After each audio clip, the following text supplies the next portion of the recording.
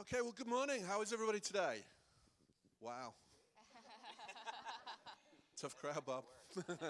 Are we all well?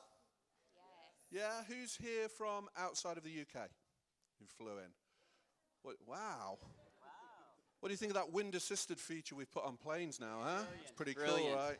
Brilliant. You don't get caught. And I had friends on that plane that broke the record for the transatlantic crossing, and they still weren't happy because they'd paid for an upgrade to business class. So now they're suing them for loss of Prosecco. If you are in the UK this weekend, be braced. There is another storm coming. Storm Dennis will be with us this weekend. I'm hoping that one's going to blow from the other direction, so I get my trampoline back. So that'll be good. So welcome everybody. Good to see you. Did everybody catch the keynote? Did most of you catch that? Did you think that was good? Yeah. Enjoy that?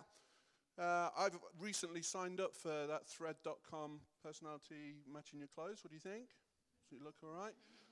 It would appear that I have the profile of a Peaky Blinder viewed through a black and white TV. Would be my personal data. Good to see you all. Just while the last few are coming in. Wow, we've got nearly a full house. This is fantastic, excellent, and rightly so, because I think you're going to find this is going to be a fantastic hour or so spent with Bob. I'm going to try and get off the stage as soon as possible. Bob did tell me that questions are absolutely invited throughout the session, so if you do have anything, I was trying to think of something a little more creative than putting your hand in the air, but I'm kind of a little lost. But if you can come up with something more creative, stand on the table, scream, shout, whatever, throw something, that will be fine. That will be lovely. So just before we do kick off, I'm Anthony. I'm the Global Learning Design Manager for Costa Coffee. Thank you so much for the three of you with your continued loyalty. Thank you very much. Just watching out for my bonus. It's good to see you. I'm very much looking forward to this session, having spent the last 20 years or so working in largely operational L&D environments where people are pretty much literally on the shop floor. So this is a really important topic to me. So I'm looking forward to getting loads out of today. I'm sure you are too. It's my absolute privilege and honor to welcome Bob to the stage today, a man who spent around about 35 years in developing people, started off in education, and then moved into the adult sector around about 30 years ago. And along that journey, has worked for some amazing companies, not least of which Microsoft, where Bob tells me he found that even with the greatest resources and the greatest brains on the planet, he still faces the same challenge that I certainly relate to, and I'm sure many of you do as well, is how do you make that stuff stick then? It's all very well giving them the stuff, but how do you translate that into performance? And I'm hoping that what then took Bob on the journey that he's going to talk about will resonate with some of us, and we can take some lessons in that and really apply that. So I think without further ado, I'm going to welcome Bob to the stage. Bob comes from North Carolina, which I've checked with Watson. Apparently it's quite close to Toronto. Just a little bit south. So if you give a huge welcome and a big round of applause, please, Bob Mosher. Thank you. Wow, thank you. Clearly, I do not have the app for clothes, basic white and gray and tan here, but welcome everyone. Good morning. Hopefully it'll be louder than that in a moment, but that was terrific. Great to have you here. I'm so sorry, friends, over here about the poll and the slides. I'll do my best to describe them as best I can. I am that guy in a conference that turns his slides in late. Sorry about that. So they will be online for you to download. There's going to be numbers in the corner in a moment. So by all means, match notes to those, and we'll go from there. There's all my contact information if you want to reach out. Love to talk to you beyond this. An hour is not a long time. A little under an hour is not a long time. So I want to continue the conversation going. And honestly, friends, if I'm truly a believer in workflow learning, this isn't your workflow. So I want to help you when you move into that, transfer what we're going to talk about today. How many of you resonated with the issue of the stickiness problem? Information sticking that we teach. How many of you think we overteach? Raise your hand if you think we over-instruct sometimes. Yeah, I mean, you guys, because here's the problem. We are caught in a training mentality. We are caught in a training event-based thing, be it virtual, face-to-face, or whatever. Unfortunately, that is our pedigree. It's our DNA. It's what we're known for. And so this idea of us going beyond that or living in the workflow with our learners is a challenge for us, not because we can't do it, which I'm going to talk about today, but also, candidly, because we aren't seen that way. Right? One of the most common complaints I get in the States from chief learning folks and people who do learning for a living is that we wish we were involved earlier in the conversation. We wish people would walk in our office and ask for our services when they first have the concern or the issue or buy the software. Does this sound familiar at all? Yeah, well, guys, here's the problem. Part of that, honestly, is of our own doing. And so here's my challenge to you today. And this may make some of you feel great. It may have some of you walk out the room. But we have to get out of the training business. We have to get out of the training business and get into the performance business. And it sounds like semantics, but they are two very different things. Right? So I'm going to challenge you in that in the hour that I have to talk about this journey into workflow learning, how we can do it more systemically, and how we can have it as a part of our offerings. Now, I am here representing a most remarkable man. He's up there on the stage reaching out to you in this very caring look. That is Dr. Conrad Gottfredson, Gottfredson, Conrad Gottfredson. He is the founder of the 5 Moments of Need methodology, workflow learning research. He's been at it for 35 years, and I am here as his partner, sharing a lot of his work and all the good things that are going on from all that. So by all means, look him up. If you're LinkedIn or other things, we're all on there, and we can be reached. Okay? Sound good? Are you ready? You're still way too quiet, friends. Let's get at this, all right? Okay, so here's the thing, friends. Here's the deal. If I do believe in workflow learning, then I've got to give you more than this, right? When you get out into the workflow, that's basically, in the most simplest of form, the essence of workflow learning. Things that work and are available and enable performance when you are in the workflow, right? So a couple things for you. Number one, there is this, anyone a member of the online performance support community? Clearly, you all love it and know of it really well. 2 hands. No, so yeah, this is an online community that was started about 17 years ago. Notice the 4,700 members plus, whole bunch of countries. This is where we're talking about this all the time, friends. There's wikis, blogs, webinars, podcasts, the whole deal. Research up there, all this kind of stuff. If you want way more than I can possibly tell you, this presentation is recorded up there. It's all available, free of charge. Please join. 5 Moments to Need podcast. Any podcasters in the room? Or consumers of podcasts in the room? Sorry, I didn't mean to make it the... Yeah, brilliant. Yeah, it's kind of coming on strong, isn't it? Well, we have started a 5 Moments to Need podcast that you can join. It's called Performance Matters is the name of the series, Performance Matters. It's out there as well. We do have a 5 Moments of Need certificate program. If you're interested in getting more involved in this, it's a 3-month-long program, online, virtual, delivered across the world, projects, work, all that kind of stuff, by all means. And then last but not least, the 5 Moments to Need website, www.5momentsneed.com. If you want any or all of that, you see admin at applysynergies.com at the bottom. If you email that individual, we'll send you a whole bunch of stuff. The moral of the story is I want to be sure that you have way more than an hour that I can give to you to get way more involved in this. So, what are we going to do? Number one, why should you care? This is a big deal, friends, because I'm going to kind of rock your world here in a minute. I'm going to, shoot a few, we're going to take a direct shot at some of the ways we have historically done training and design, right? So for change to occur in our industry, it's kind of hard. We're not the most changeable industry I have found in my 30-something years at it. And so first and foremost, you have to understand why this is worth trying, because it is an effort to try. Not just you, friends, but those that you serve have to understand this is worth trying. They have to fund you, give you resources, let you do it, let you build it, in place of, in some cases, what you're building now. So we have to have ways as an industry to help others understand workflow learning and want it as a deliverable. The first several slides of my presentation that I will pitch to you are also my pitch slides to those who I serve, in my effort to change their mindset around to why they really don't just want, if at all, training. How's that? Right? So we'll go there. Then, how do you create it? This is not the certificate course. That's what this bullet's about. But I want to leave you with some fundamental principles of the design shift in workflow learning. I will not teach you it. I've got 60 minutes left. But I'm going to go over some of the fundamental principles, how you design it and create it, and then, of course, we're going to talk through the whole thing. Make sense? So, as was said, questions, hands, raise them throughout the whole thing. Talk with your neighbors. We're going to put you in table talk in just a bit so we can have as good a conversation around this as we can. Ready?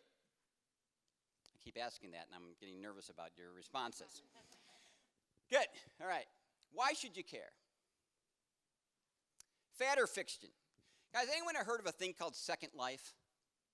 Anyone ever hear of Second Life? What was it? It was a virtual reality thing. Very popular about 10 or some odd years ago. You could buy islands, virtual islands. I bought one. You could become an emoji or an avatar, and you could fly around to these islands. It was really brilliant. It was going to change education as we know it. How many of you have islands? Raise your hand. None of you. Clearly, it didn't change education as we know it. Where I'm going with this, friends, is we are an industry, as we say in the States, of what we call a shiny penny industry. Anyone know what we mean by that? Maybe it's an Americanism. What does a shiny penny industry you think means? Say again? Yeah, we love to chase stuff. All someone has to do from a podium is say something, and we go home and buy it. Right? And all these, and again, I'm not against that, frankly, but I also know that what we do is very hard. Changing our business is very hard. And so to bring anything into our world, who has an LMS in here? Brilliant, right? Do you remember that journey of putting it in? Maintaining it, funding it. Guys, it was Herculean for some companies to get an LMS in their organization. It wasn't easy. So this whole thing is what I want to be sure you're comfortable is this, I always ask whenever I hear someone from a podium mention something, my mind goes to fad or fixture. Hula hoop or light bulb. So what I want to show you is there are a lot of companies that are on this journey.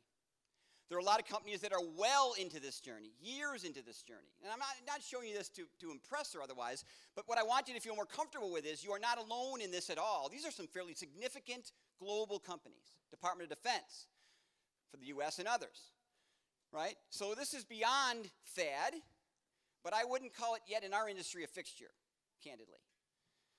Well worth the effort, though. Let's pivot on why we should do this. Do this for me as an activity, friends. At your tables, I'm going to give you 1 minute, 60 seconds.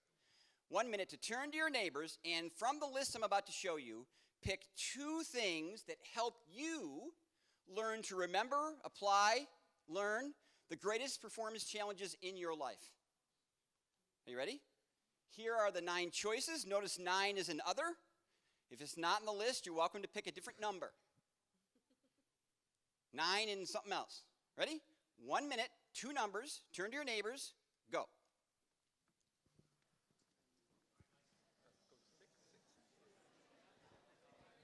I'd say 63, definitely.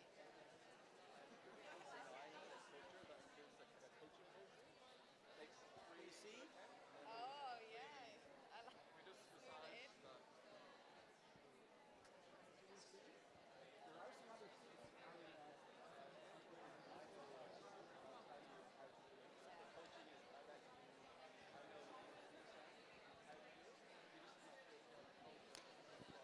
$60 seconds. 30 seconds. 30 seconds.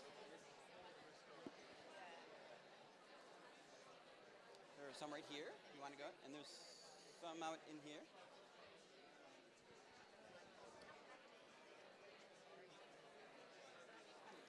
Okay, can I have your wrap up? Have your wrap up. 2 numbers. Brilliant. Thanks, guys. All right, let's see how you did. You ready? See, now you're talking. Yeah, sure. Okay. Good. Okay, someone yell out a number. 6. Raise your hand if you discussed 6 at your table. Look around. 6. Trial and error in the workflow. That's maybe why you're here. Brilliant. Good. Anyone else pick another number? 3. Okay, let's talk about 3. 3 and 8 get debated quite a bit, but they are very different in many companies. They're also quite bad in many, to be honest. But how many picked 3 or 8? Raise your hand. Coaching or mentoring. Look around. Brilliant. Another number. 4. How many of you have picked 4? Raise your hand if you talked about 4 at your table. Brilliant. Another number. 5. Raise your hand if you picked 5.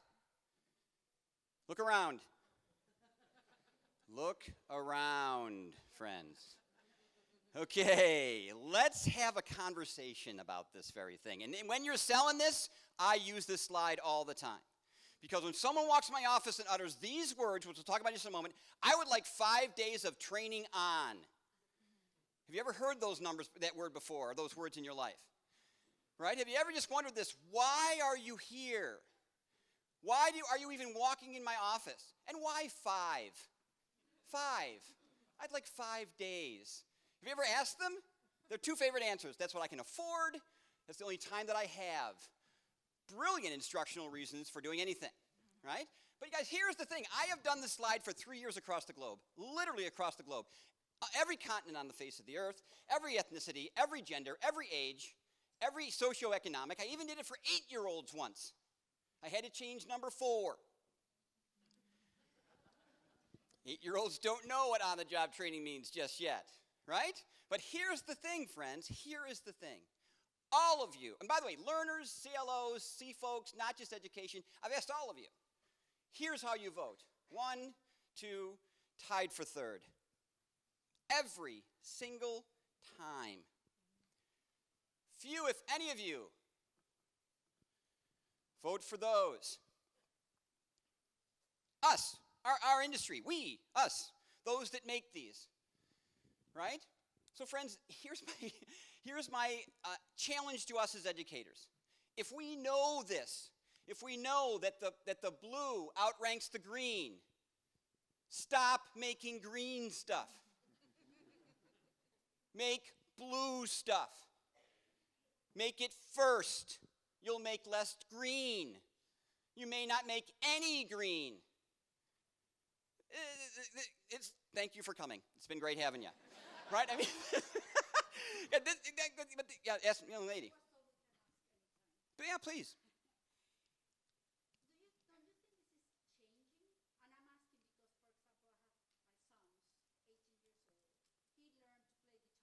Yep. Yep. Yeah. Yeah.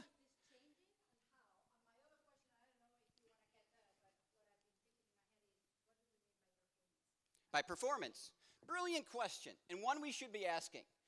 Right? I'm not going to, frankly, be able to answer all of that today in this particular thing, but I think those are questions we have to ask ourselves, friends. You know, I have a dear friend from high school who's a doctor. Right? He took this oath that he's to remain current on doing it. He doesn't stick leeches on people anymore. He's moved on from that in his practice, right? One of my anxiousness about us as an industry is we are not often scientists of our trade, right? We do not study what's out there. What are the trends? How are younger people learning? Not those in our corporations, but those that are, what technologies? You have an expo below this. It's brilliant. What's driving this stuff? Don't go, oh boy, I got to be careful here. Any vendors in the room from the expo downstairs? Okay. You've been to choose wisely in the vendors that you see. Try to find the ones that disrupt you. Don't look at ones that you want or fit in. Visit them too. They're wonderful people. But find the ones that you go, my gosh, what is that? How would I ever use that? Because that is what you're going to be using soon, and that is what will feed things like workflow learning. Not the technologies often of today. So friends, we've got to get out of this 5 days of training thing. We have to change the conversation because you end up with stuff like this. This is instructional stuff, right? We present, we discuss, we show, we practice. Make sense? These 5 things? There may be some others, but that's kind of big buckets, right? Which of these are learners' favorites? Practice. Love practice. Absolutely number 1. Look at this god-awful course.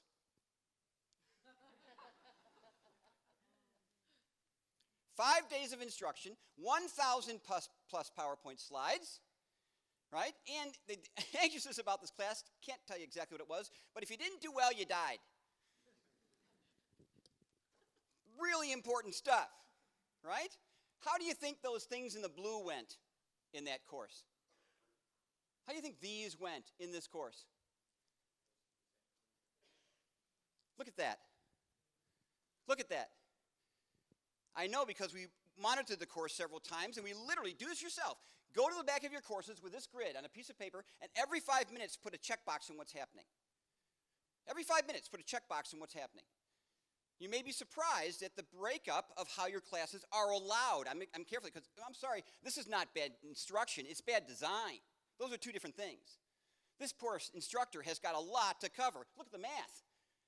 33 slides an hour, every 1.8 minutes, right? That's a lot too. Here comes cover. We have got to get out of the cover it phenomenon, friends. Who tells us that? SMEs. You know what that stands for? What's an SME? Stop using them. Stop using them alone. Here's the problem with them, friends, and there's research to support it. SMEs are not those who we design for. They are the end game. SMEs have mastered it. SMEs have internalized it. SMEs have automated it. Therefore, they will skip up to 40% of what a new learner needs to know. Up to 40% of what a new learner needs to know, because they are no longer new learners. Right? They're obsessed with this because it is all, here comes the word, important. They love that word. It's important. So the journey today, friends, is, how do we not cover all of that? Well, three fundamental things have to change in our world. Number one, we've got to change the perception of how we're seen in the training business and move into the performance business. You want to move further up the food chain of when you're talked to, be perceived as a part of the conversation up front to move the dial on why they're doing what they're doing. Not the back end side of, oh yeah, we need training to support that. Right? Number two, we have to, oh boy, this is another one people get angry with me at us. We've got to let Addie go, friends. How many of you know Addie? Raise your hand. God bless her. I mean, it's a brilliant thing. It's been in our industry forever. It's served us well. It is a training design modality. You want to get out of the training business? You got to get out of Addie. No offense to Addie. Again, I'm not mocking the method. It just doesn't give you workflow instruction. And lastly, oh boy, this is a whole other workshop. We have to change our governance and our maintenance strategies. Because if you want to move into the workflow, listen to this statistic. Up to 80% of the content you will curate, you will not write. Let me say that one again. In workflow instruction, up to 80% of the content you will, listen to the word, curate, not create, is not your own, nor should it ever be. Why? Because it was built brilliantly by someone doing the work. And everyone else should see that. Everyone else should have access to that. So your job is content aggregation, not content creation. Huge shift in the world we're in, because right now, we are responsible for the green stuff, and should be. Classes, courses, e-learning, LMS, blah, blah, blah, blah, blah, blah, blah. I get it. But you move into workflow learning, it is a 180 shift in that, which is actually kind of cool. Because the number one complaint I hear about this shift is that I'm already too busy now, Bob. I have way too much training to create now, Bob. We have too much demand for instruction now, Bob. What I'm saying, friends, is if you shift to the performance first and aggregating, that demand on you goes away. Because that demand was when they thought you owned the content. Make sense? In the world of workflow instruction, the workflow owns the content. The workers own the content. We have to help find it. How many of you know SharePoint? Raise your hand if you know SharePoint. I apologize for SharePoint as an ex-Microsoft employee. It is the most abused piece of software Microsoft ever made. Right? Some organizations hate it. Hate it. Why? Why? See? Maintenance. Why else? Sorry? User experience, if there is one. Yes. Anything else why people hate it? It's a dumping ground of things, which, by the way, is not SharePoint's fault in defense of the software. It is the designer's fault. Here we go again. SharePoint as a technology gets such a bad name. It is a spectacular piece of software. I've seen people make it do Herculean, amazing things, but that's in the hands of a good designer, not content dumpers that SharePoint falls under too often, right? So, oh boy, calm the madness. Calm the madness. It's a chaotic world out there, friends, for our learners in the world of workflow. They will tell you two things. Don't add anything. Don't add anything. Help me find things quickly and the right thing quickly. Those are two very different things. SharePoint can help you find a lot of stuff. It may not be the most helpful stuff. Agree? So guys, this is something that we misunderstand about adults. Getting to an answer is not the journey. Using the right answer is. It's a misnomer about Google. People want Google all the time. And there are other Google folks in here, people from Google. Okay, good. Yeah, so everyone wants to, but guys, the getting to the information is half the journey. Applying the information, the correct information, is the end of the journey. And if you look at research around search, it's pretty bad. Get this one. People spend up to a day a week searching. A day a week. 1 out of 5 days. Your companies, do the math. You want funding for workflow learning? 1 out of 5 people spends a day, everyone in your company spends a day out of 5 searching, of which half the time they find the wrong answer or nothing. Half a day wasted in the workflow. That's the world we're going to tap into and correct. So, how do you influence your organization? Well, you have them understand that this is the journey, not just training. We're trapped in that darn green thing again. See it there? Folks, for someone to be an effective performer in a company, they don't just have to master stuff, they have to apply it and keep up. That makes sense? Right? And for too long, that is how we've been judged. They consume our stuff. We get them up to a level of mastery. We might test them, assess them, or certify them, whatever, right? But then they move out into here, and they try to become competent. And here's my challenge to you, friends. What's your transfer strategy? Think about that one for a moment. I guarantee you I'll have training strategies. But my question is, what is your transfer strategy? And by the way, they are very different tools than training tools. A lot of times people say, well, we give them a book. Who remembers books? Raise your hand if you remember books. My 30 under 30 folks, we used to bind paper between 2 hard copies. Give it out of class, right? Folks, a book is a brilliant instructional tool. It's a lousy reference one. Because if nothing else, keep it current. Search it quickly. It's tough, right? So what is your transfer strategy? And by the way, that's not enough. How many of you come from a company where things change at all? Raise your hand. If you have come from a company where there's change at all, and yeah, right? Here's the problem. It's even one thing to be competent today. It's a whole other to be current today. Ooh, hi. All those phones, it's kind of cool. All those phones are up. Yeah, guys, so here's the thing. When someone walks in and wants 5 days of something, show them this chart. And go, really? Really?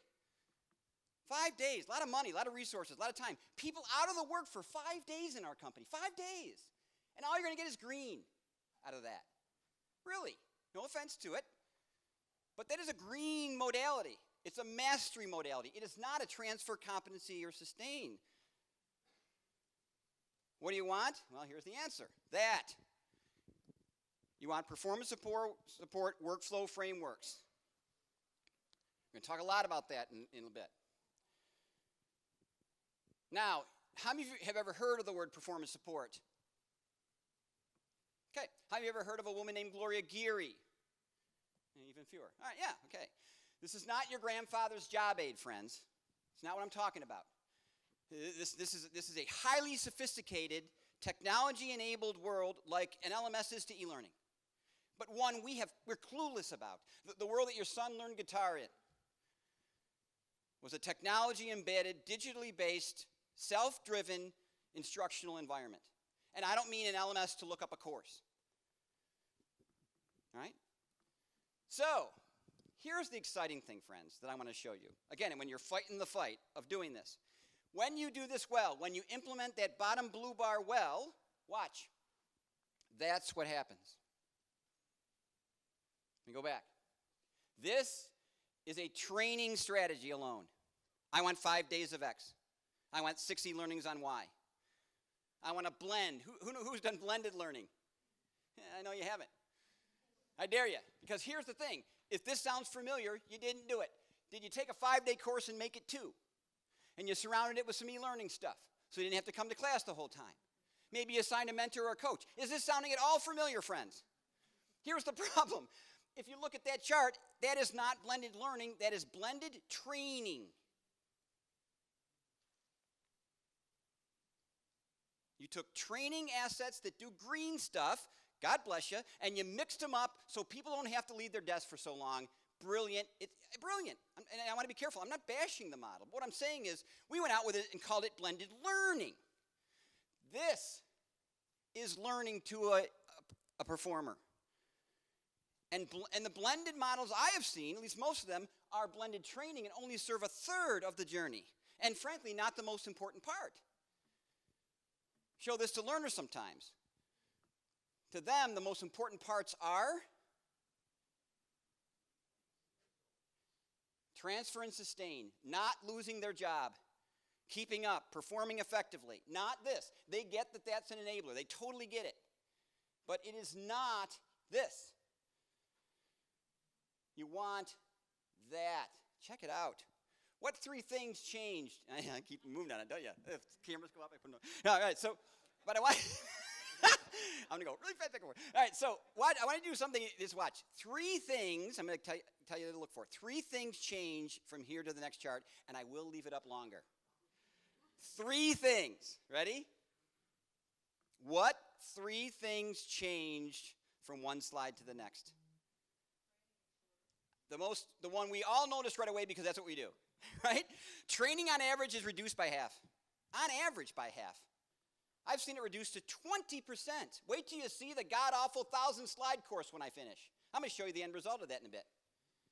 1,000 slides, 5 days. Wait till you see what that puppy went back to. And by the way, less people died. That's important, right? What else changed? Yes, and frankly, if you ask learners, they didn't notice the training thing shrink. They noticed this shrinking. Time to competency, which is how we should be measured, on average is reduced by half. You guys ever heard of ROI? What does it stand for? It's really hard when all you've got is training. Is that fair? I've been trying to do it for 30 years. It's very hard to take a training or a green event and associate it with direct ROI and performance. It's really hard because statisticians will tell you causation, they use words, right, is hard to validate the two. Is that making sense? When you're out here, I can do direct causation to performance. Direct. These numbers isn't just a graph for fun. These are statistically validated. By people performing better, being competent quicker, training less, reducing my training budget by half. That's ROI that we've been asked for 20, 30 years that I've been around, that I can't give when I've got an LMS and classes. So, how do you get there? We've got to design for the 5 moments. Who knows the 5 moments of need? Raise your hand. Okay, good. All right. A couple of you. Why is this such an important slide? Because you guys, again, I know I'm introducing to you a lot, but I hope you're taking away some critical nuggets to ponder. And one of them is we're too content focused in why and what we design. SMEs come in and tell us the stuff. They don't tell us the desire or need or intent. Does that make sense? And here's the thing, you guys. Learning is driven by desire, need, and intent, not by content. Not by content. Context drives learning. Need drives learning. Content doesn't drive learning unless you make me do it. Make sense? So for too long, friends, this is the brilliant work from Dr. Gottfredson, we have built all of our deliverables on the first 2 needs. When people want more stuff or need to learn new stuff. And by the way, training does this brilliantly. There you go. I was once told that I was the classroom hater guy. How's that? Someone came up to me at a conference and said, I know you, Bob, I've read your stuff. You're the classroom hater guy. I said, no. I'm not the classroom hater guy. What I am is I hate what we do in the classroom. Is what I do hate. And that is that it is asked and tries to do too much. It does not transfer. It does not sustain. Although we ask it to, and sometimes we even measure it to. Right? Everyone heard of 70-20-10? You heard of the math? Agree or disagree with the numbers? It kind of makes sense. Agreed? The majority of things we learn in life are in the workflow, right? That's the 70 if you know the math. Well, guess what, folks? This is the 10, the formal stuff. Learners live below this line all day. Learners live trying to apply, remember, keep up, get themselves out of trouble.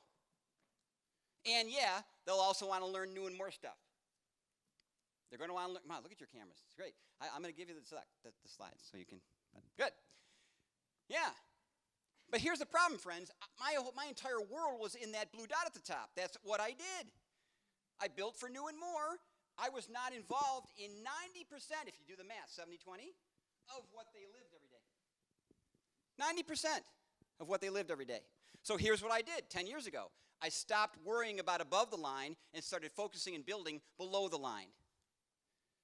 I targeted this world, and this, by the way, is how a learner sees the 5 moments. They don't see them linearly. When they walk into work every day, they balance all 5 as best they can.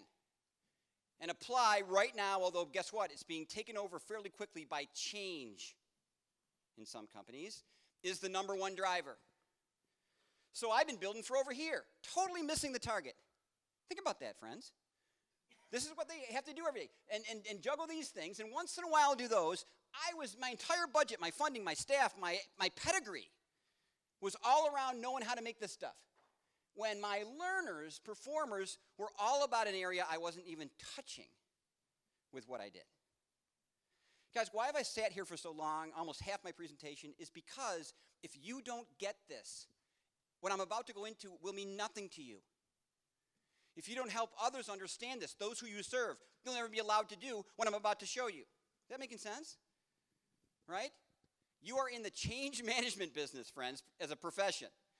And to get to do workflow learning, you have got to educate, inspire, know how to, demand that as a learning professional, this is what I do. This is what I build. I build this stuff first. And I will absolutely supplement with training. If you met me 10 years ago, I would have flipped that entirely. I build blended learning, and I make job aids when I have time. That was me 10 years ago. Now, I make all immersive workflow stuff first. Build the architecture, build the technology, do the analysis of the workflow. Stuff I'm going to show you in a minute. And then at the end, at the very, very end, I build whatever training's left. I'm oversimplifying, frankly. But that's the essence, friends, of doing workflow learning. So, build for apply first. Build for apply first. It will change your world. Bob, I don't have time. I have so much training to do. That's not building for apply first. That's building for new and more first. Stop it. Build for apply first. You'll have tons of time for new and more, because half the time or some of the time you won't have to build much of it at all anymore. How you doing? All right? You with me? Help me. All right. Good. All right. I'm going to keep going anyway. I don't know why I asked. So what are we creating? Well, guys, this is a big thing for me in our industry. Vocabulary. Oh my gosh. Micro-learning. I'm going to show my bias. And I'm sorry. And if there's micro-learning lovers in the room, I'm with you. I just don't get it. I'm sorry, I don't get it. I've been doing this for 36 years. I made micro-learning when I taught 8-year-olds. I did. I made small little bites of stuff. You know what I mean? I just don't get it, frankly. And what bothers me even more is another word, yay. Yay. Another thing you have to go back and ask for, by, and whatever. Right? So I know I think I'm blasting micro-learning, but my point is I only have so many battles I can pick to fight. I don't know about you guys. And I don't want to fight the micro-learning battle right now, because I was kind of doing it anyway, to be this is me, to be completely honest. I want to fight this battle. Right? So, vocabulary. A definition of a new deliverable. Check this out, and check out the date, you young people over here. Read it for a second. And would you do this? Pick out the words that matter most to you in it, would you?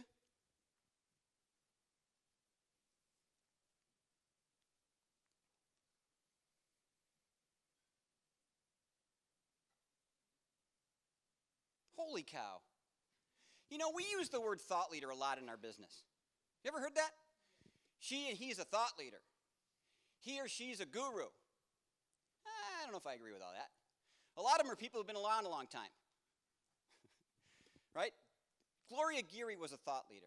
This is how I define one. Someone who's thinking of something we don't even talk about yet. That to me is a thought leader. She wrote this book in 1991. You wasn't born in 1991. Oh my God. Oh, I so hate you. All right. 1991. Oh my God. All right, so that book thing actually did kind of mean something to you. Yeah, so 1991. Now, buy the book, friends. Buy the book. It's still in print. Now, you'll laugh at half of it because it was written in 1991. But half of it, you'll do this. Literally, you'll read a page and go, oh my God, I'm not even doing that yet. Half of that book, we are not even doing yet in our business, 1991. Right? Look at the vision this woman had in 91. Let's go back, friends. Internet? Nope. Windows? Kinda. DOS? Mm-hmm. Yeah, DOS. Oh, I'm not going to go there with you. Right? That was the world we lived in. Networks, there were 3 in our country, ABC, NBC, and CBS. That's a joke about networks. Now there's something. Oh, never mind. All right, so anyway. But you guys, what I'm trying to do is, this was that woman in that time of our world. And look what she envisioned. I would argue half of the L&D companies I go in today, multi-million-dollar ones, aren't close to that paragraph yet. This defines my work now. I have it on my PC. I've got it on my wall. Anyone onboarded to my company has to read it, including the book. Right? Because if I can build, think about that, friends. If you built that first, what would training look like? Not a book, not a guide, not a binder. Oh boy, binders. You guys remember binders? Yeah, go ahead. Yeah, please.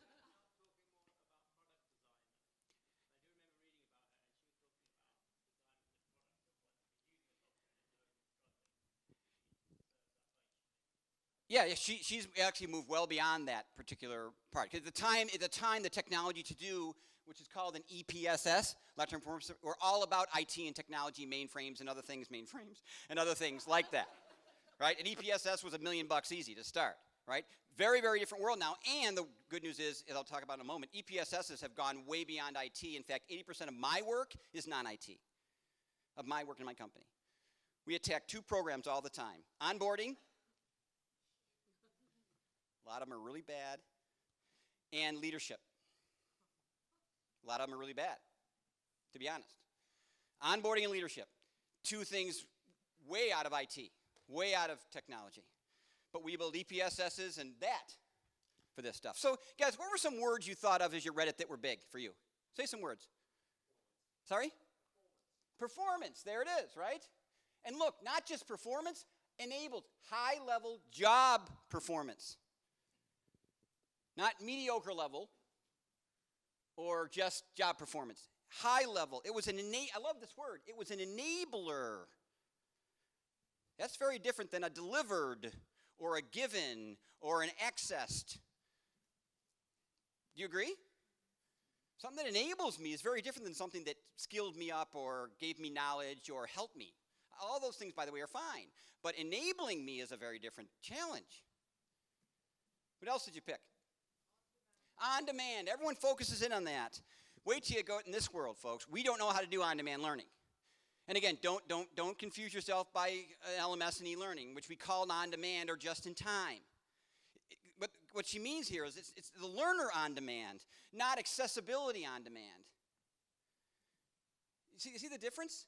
Making something available is on demand, but a learner, when they say, I want learning on demand, it has nothing to do with accessibility. It has to do with relevance and context and intent. That making sense? So, very strong word. Anything else? Oh, my favorite. Orchestrated. Job security. For all of you in this room, take it out of the sentence, take it out of the paragraph and read that paragraph without orchestrated in it. What do you have? SharePoint. Honestly, real, right? Right? SharePoint, many of you complained, is not what? Orchestrated well. It's a great tool, poorly orchestrated. Guys, we are in the orchestration business. That's what you do. If you're a designer, an L&D professional, you orchestrate experiences for learners to perform better. Agreed? So, guys, this isn't chaos. This isn't chaos and pick a card, any card. This isn't a landing page in SharePoint with 58 links. That's not what she's describing here. It's much more mature than that. Let's talk about this a bit. That is not orchestrated. That's chaos. One of the first things we do when we go into companies to help them with this journey is we go and we do something called a learning asset analysis, which is really fancy for what stuff do you got? And when I say a learning asset analysis, you're the last person I want to talk to, meaning the L&D folks, because I know what you're going to tell me you have. A course, a class, an outline, a building, a room. I get all that. I want to talk to the learners and find out about their learning asset analysis. We go out amongst the masses, people performing, people who are being asked to, leaders. You ever done this with your leaders? Go out to your leaders and ask them this question. How do you lead? When you're going through the 5 moments of need, which everyone does, new, more, change, solve, right? Apply. What do you use to lead well? Wait till you see what they show you. They have remarkable things we didn't even know existed and that were not made by us. Very few of them say, well, I got this binder. Really? I've asked. No offense to the binder, right? They got these rich tools, these rich colleagues, these rich enablers, all these wonderful things that leaders in the workflow have made to lead. And they all know who the good ones are, and they steal all their stuff. So what's your job in workflow learning? Steal that stuff. Make it accessible in a structured, orchestrated way. Not this isn't orchestrated, so that people can get at it. Big misunderstanding about adults. That we assume because they are, if we make things available, they'll choose wisely. Excellent laughter. Yeah, a lot of research that they don't. They choose by proximity and familiarity. Say it again. Proximity and familiarity. Not by effectiveness. How's that? So, how do we orchestrate? Oh, one thing. See this available in versus while thing? Remember definitions? So you're going to have to do 2 when you leave here. Number 1, you're going to have your own for performance support because that's the tool you're going to build. By the way, steal hers if you want, but be careful. You're going to have to make a lot if you steal hers. It's a challenge for my team every day, but that's the one we use. The other thing you're going to have to define is what is workflow learning. Here we go. Let me make sure you understand one distinction, you guys, in workflow learning. Number 1. Learning available in the workflow is not workflow learning. It's learning that's available while doing the work. Do you see the difference? Not things that are available in the workflow, like an LMS. Again, I think I'm bashing here, but I don't mean to. But it's available. I can leave work and click in it. I can change screens and sit there for 20 minutes. I can make me right. That's in the workflow, but that's not workflow learning. Is while I'm doing my work, I access assets in the context of the problem I'm solving, and it helps me perform. See the difference? This while and in thing is really important that we understand the difference, because when you're fighting the fight to get it, they're going to tell you this. Wait! Didn't you ask me for an LMS a year ago? And you told us it was just in time, and people didn't have to come to your class. Isn't that, then we already buy workflow, right? You're going to have a good answer to that, or you're going to get shut down immediately. While and in. So, how do we design it? 4 principles. And then I'm going to get into some detail, and we're going to wrap up. 20 minutes, you okay? Still with me? You haven't left. That's always good. All right. Number 1, if they can't get to it, they won't use it. Embedded. This is a hierarchical list, meaning the one builds on the assumption the one before, and all the ones before are true. Does that make sense? Right? So fundamentally, if they can't get to it in the workflow while doing work, not in the workflow, they won't use it. Why? Because it's viewed as something they leave work to use. That make sense? And bless you, don't confuse leaving work with a physical thing. If I have to change screens to go into my LMS, to remember my login, to find a course, to get you see where I'm going here? And by the way, one of the fundamental principles of design of workflow learning is 2 clicks, 10 seconds. The world I just described was not 2 clicks, 10 seconds. A dear friend of mine calls them intentional clicks, meaningful clicks. I love that. Going out to the LMS, logging in, going to the library, that's not meaningful clicks to them. Is that making sense? So, got to be embedded. Number 2, when they get, now, so I get them there. I get you there, 2 clicks, 10 seconds, and you're staring at something helpful. The things you stare at better be only about my problem and nothing else. How's that? It has to be based on the workflow and context. Peripheral stuff, nice to knows, do not work in this domain. Class, we say them all the time, right? Let me show you a story. Let me show you a shortcut. Here's a cool thing you may not know or need right now. Guys, these are words trainers utter all the time. And by the way, I'm okay with it. A little clutter, a little overteach, but I get it. In the workflow, I'm about to die. Oh, here's something you might want to know. Here's something neat. Here's something that might help you later. Not if I'm dead, it's not going to help me later. I mean, right, really, go life and death in this. Go medical, go hospital, go military, go be a police officer. Really, these are the jobs that have workflows and people need to survive in, right? So it's got to be contextual. Number 2, they only want enough to get back to work and stop. I love this principle. They only want enough of the context to get back to work and stop. They don't want to read for a while. They don't want to bookmark stuff. They really don't. They don't want to add notes. We think these all sound so cool. But when you're in the workflow and it's hard. And by the way, they all have good intent. I'll come back to this later. I'll bookmark it. How many of you have that in your browser right now, that you've never gone to the site ever again? Right? That's not workflow. That's just kind of searching. Right? And lastly, boy, if it is not trusted and current, everything above is moot. Let me give you a word you better get to know better. Governance. If you've never heard of it, look it up. It is the essence of workflow learning, and I knew nothing about it. I could spell it, but that was about it. It's a discipline. It's a methodology. People have degrees in it. I did not, and I have a master's degree in education. Never heard the word. It's a really fancy word for maintenance, basically. But, I mean, on steroids.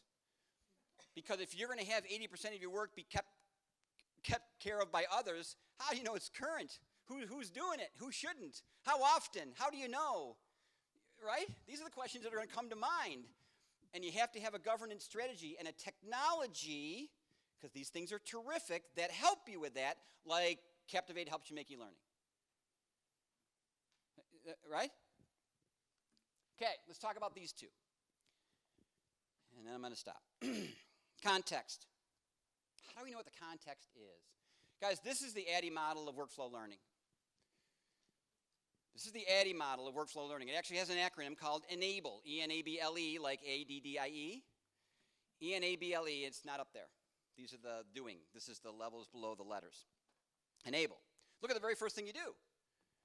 You have to first understand the workflow itself. Workflow analysis, it's called. I'm going to talk a little bit about it in a minute. Critical skills, learning experience, design and implement. All right, so let's talk about this one. Check out that learning plan. This was a training plan that was for a bunch of regional supervisors for a large shipping company in the States. These are people who run these huge, trucks in, trucks out, Amazon-y like stuff, but it wasn't Amazon. They sent all those regional managers into the headquarters for 2 weeks of on-site training. 2 weeks. A lot of time, a lot of money. They put them through scenarios. They tested them. Really good instruction. And they had to pass to leave. Right? So that's pretty darn good. And they gave them great binders. Award-winning binders, actually. ATD, if you know them, gave them an award for it. Right? 26% could apply. 1 in 4. Bad ROI. Guys, what's the difference between that outline and that? Same course, same content. Literally. Same course, same content. What's the difference between the thing on the left and the right? What do you mean?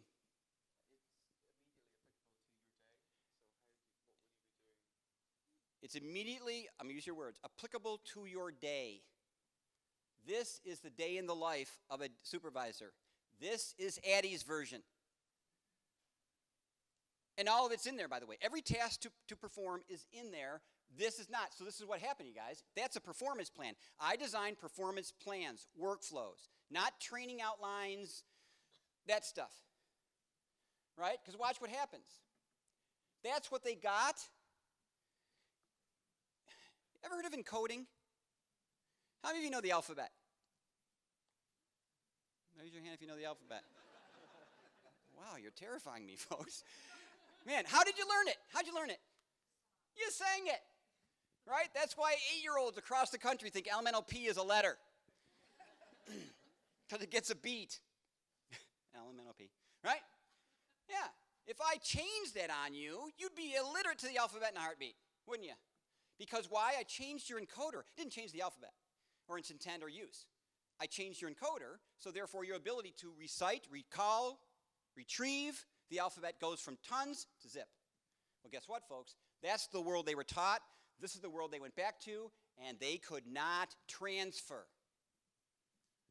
The encoder, which is the classic, how many times have you heard instructors say this? Open to the first page of your book, friends, before we start the class. Let's go over the outline together. Ever heard those words? Do you ever realize this is what was happening? Students don't care. Frankly, they forget half of it 5 minutes later. But what they do here is this. Ooh, this is important. An instructor told me to look at it. It must be the guide for the day. It must be what I have to know and remember. This is why they do this halfway through the class. Oh, I'm behind. I'm on the wrong page. Can you give me the page? What page are you on? Ever heard this? That's because they've lost their encoder, friends. They've lost the map in the mall. They can't find their way to the shoe store. They're grasping at this, and we've missed it forever. You want people to retrieve and encode? You make your performance plans what they actually do, including in training. Including in training. Drop those outlines. Stop it. They're terrific for getting you through the day. They're really lousy for application, transfer, and sustain. Next, design to performance plans, not training plans. Moment of need, architecture. Okay, so we've got our workflow. Remember the other thing was the just enough thing. Remember the just enough thing? We've got to have an architecture with which we serve up just enough based on the workflow we just showed you, right? I know I'm jumping around here, but get that. You went from the workflow, now you're to this, the architecture of workflow and design, like the architecture of learning that you all know cold, because you'll finish this sentence for me. Ready? Ready, friends? Finish this for me. In this lesson. Yeah. We'll do it again. So you can all go along. Right. In this lesson. Yeah, you will be able to. You will learn. You will blah, blah, blah. Fill in whatever you want. That is called a Megarian learning objective. Robert Mager taught us that. And any good instruction starts with it. Why? Because you need it. You have no clue. It's an advanced organizer. All these things we call it, right? That's and by the way, it's terrific. But here's the problem. It does not support well. Anyone know a guy named Captain Sully? What'd Captain Sully do? He landed a plane on the Hudson, right? Do you think he wanted this? In this lesson, you will learn. It was not an instructional moment, friends. It was a performance moment. If you've ever heard him talk, I've met him twice. He's a brilliant man. He gives all his credit to job aids. All his credit to the simulator. All his credit to the thing that sits under their desk. You may not see when they carry that square thing in the plane. They're not taught to learn every way planes go down. They're taught to stop them from doing that. Through application of principles in context while doing. They don't memorize everything. Some stuff we hope, right? But that's not what they're taught. They're given this instead, friends. That we invert the pyramid in performance support. They don't need in this lesson you will learn. You're in the lesson, friends. You're at work. So he didn't need to care. He cared a lot. He didn't do this. Hey, anyone in the back? We're having trouble up here. Anybody out back there, they went no social learning. He didn't want to say, oh, look at the LMS. None of that stuff was going to help, right? He needed the quickest construct to get to the minimal information and more if he needed it to not crash the plane. Minimal to start, more if he needed it to not crash the plane, to get back to work, which would mean living in his case. Young lady.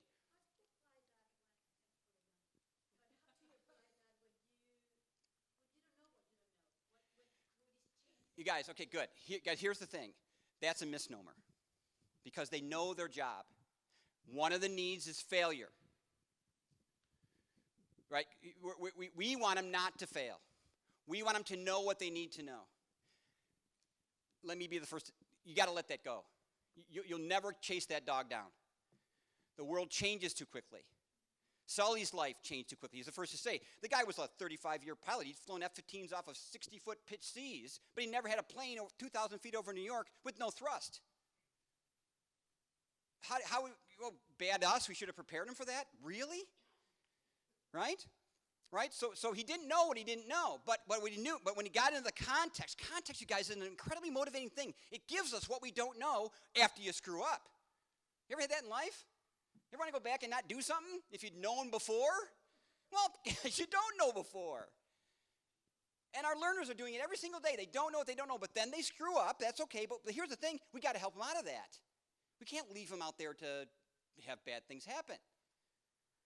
So, this is the organization, of the structure of performance support architecture. It is a minimalist model. You start with the context of the workflow. You do that, remember that design, the design of the flow. And then beneath it, you start with tasks, supporting knowledge if they can't, references, learning resources, and lastly, people. And the reason we put people last is because 3 things are bad about people. What are they? 3 things.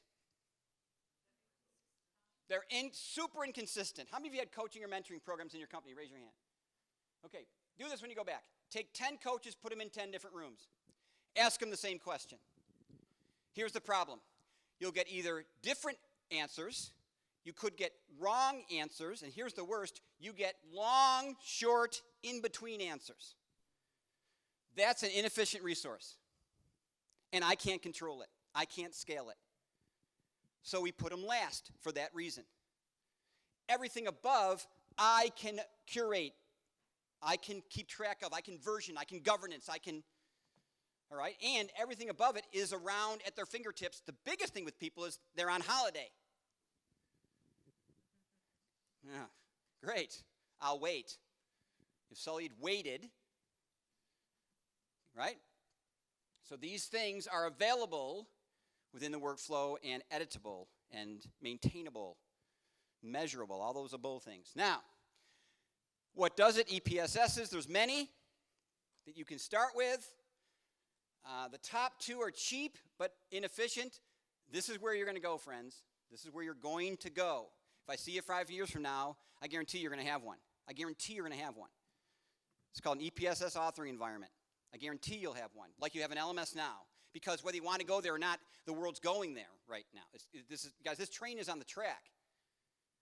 And EPSS authoring environments are what do it. And look at this workflow. That is a workflow to auditing in the U.S. government.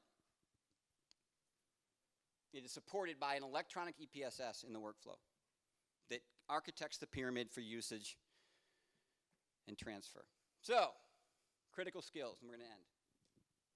We've got 6 minutes. Okay. What's that? Yeah, Trafalgar Square. You're one of the few places I go where people know what that is. This is what's embarrassing, you guys. If I ask that in the States, Philadelphia? Really, you're so sad. Right, no, Trafalgar Square. So, my dear friend, Con Godfrey, the guy with a handout, remember in the beginning? That guy, PhD in instructional design and technology, avid reader. He likes books. Has a library the size of most libraries. Read every book many times. That kind of a guy. Walks into a bookstore in Trafalgar Square, old bookstore, loves buying old books, 100 years or more, but he walks by this stand of books. They're called the Learn in a Weekend series. Wow, Learn in a Weekend. He's mesmerized that these exist. This guy has a PhD in instructional design. He buys all 16 of them. There's 16 of them. He buys all 16 of them because he's like, I can't believe someone's cracked this code. And I always wanted to be a scuba diver. So he's got a 10-hour flight from Heathrow to Salt Lake. He figures I can take off not a scuba diver. I can land a certified scuba diver, hop into Salt Lake, and have a blast. And then he comes across this word, barotrauma. Doesn't know what it is, but it kind of bothers him because it has what in it? Trauma. Looks it up in the book, which, of course, the book had. It's a good reference book. Yeah, right? But below that last word, this last word, were these words. And he said, I literally closed the book. And I said, you know what? Maybe I'm not going to learn to be a scuba diver through this book in a weekend. Now, here's the scary thing, friends. If you gave that book to an SME scuba diver, guess what they think about the book? Oh, my God, brilliant. Oh, my God, where's this been all my life? Every amateur scuba diver should learn through this book, right? But me, my lungs bursting. Get the idea? And Kahn came up with probably the most powerful part of workflow learning design invented to this day. It's called the Critical Skills Analysis Rubric. And what he realized is, in the workflow, performance is judged by failure, not by knowing.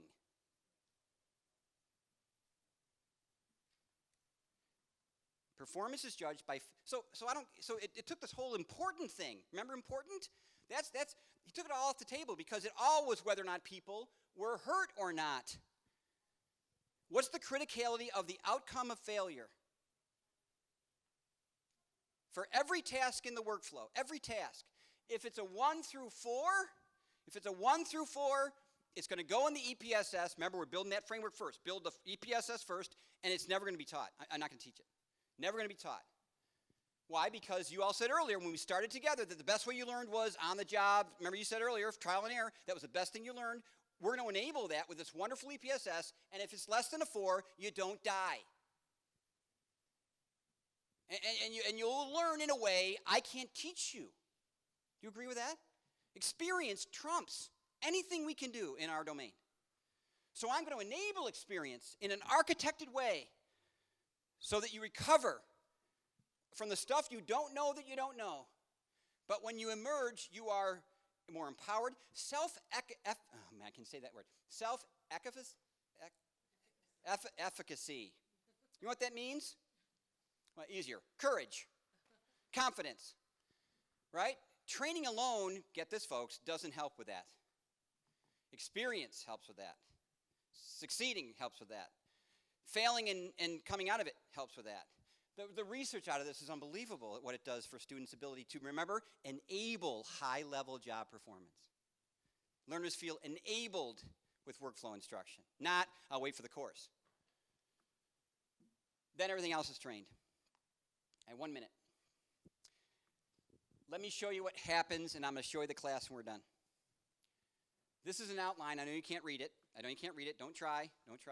But this is a workflow outline for sales. If all we did was take the outline and built training, it'd probably be 3 days of instruction. But because I don't know what I can't skip. Remember, I don't know what to skip. If you do CSA to this, watch. Look, before, after. 68% of the things fell off that list, you guys. 68%, more than half. That SMEs, BMEs felt were not 5s or higher. They're all important. Everything in that list is important. But anything that has a blank line now is going to be in the EPSS and learned while doing in a way I could never teach them. These things are too dangerous to do that. Remember this course?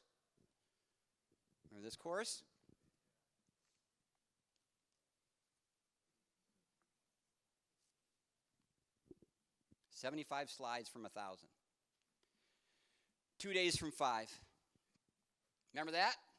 Ugh. Look. Remember I said earlier I don't hate the classroom, I hate what we do to it? This is a classroom being allowed to do what it does best. Make sense? All right, friends, I'll leave you with this. Nope. Never forget. Whoa, jeez. Ship in a harbor is safe, but that's not what ships were built for. Right? It's a brave new world, friends. It's been only an hour, I get it. But hopefully I've given you some principles to consider, maybe the courage to try it, if nothing else. But here's what I hope you do. I saw this presentation 10 years ago, much more immature. I was struggling at Microsoft at the time. I really didn't know if it was what I wanted to do. As you heard earlier, I had PhDs and tons of money and Microsoft to write code. And I was still getting back. The number one complaint from my technologists worldwide was, we can't remember a month after class. With all the firepower of Microsoft and the brain power. And I was this close to quitting. Because if I couldn't do it there, I must stink at it. And then I saw a guy do a presentation on this, and I sat there going, okay, that's terrifying to me. But I also said, literally, now that I know, I can't not do that. So folks, now you know. What are you going to do about it? Hope it's been helpful. Appreciate your time. You know where I live. Please follow up. Appreciate your patience. Thanks, friends. Enjoy the conference. Bob Mosher, everybody.